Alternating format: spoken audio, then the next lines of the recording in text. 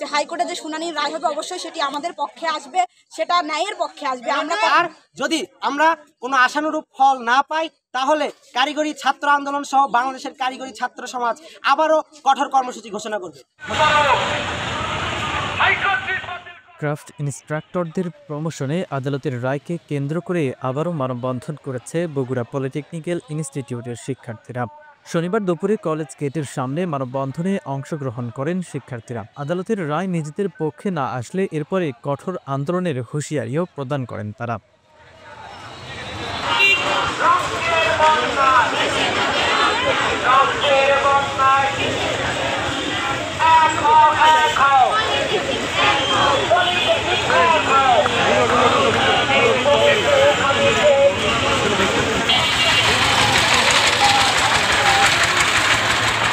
আপনারা সকলেই জানেন আজ 18ই মে আজকে যে ক্রাফটদের বিরুদ্ধে যে অন্যায় করা যে রায়, সে রায়ের আজকে শুনানি দেওয়ার কথা আছে।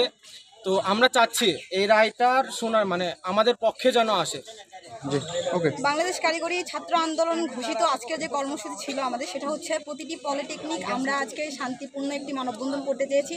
যেহেতু সরকার পক্ষ আমাদের আগেই বলেছিল যে আজকে 18 মে আমাদের হাইকোর্টের শুনানির রায় হবে, তো আমরা চাচ্ছি আমাদের যে মেন দাবি যেটা ছিল আমাদের প্রথম দফা, সেখানে ছিল যে ফ্যাসিস্ট সরকারের আমলে যে আমাদের ক্রাফটদের নিয়ে যে অবৈধ নিয়োগ একটা পরিবর্তন করা হয়েছিল, তো সেই রায় বাতিলের জন্য আজকে আমাদের জোর দাবি আমরা জানাচ্ছি যে আমরা আশাও করছি যে হাইকোর্টে যে শুনানির রায় হবে অবশ্যই সেটি আমাদের পক্ষে আসবে, সেটা ন্যায়ের পক্ষে আসবে। আমরা কখনোই চাই না আগের সরকারের মতো আমাদের এটা অন্যায়ের পক্ষে চলে যাক।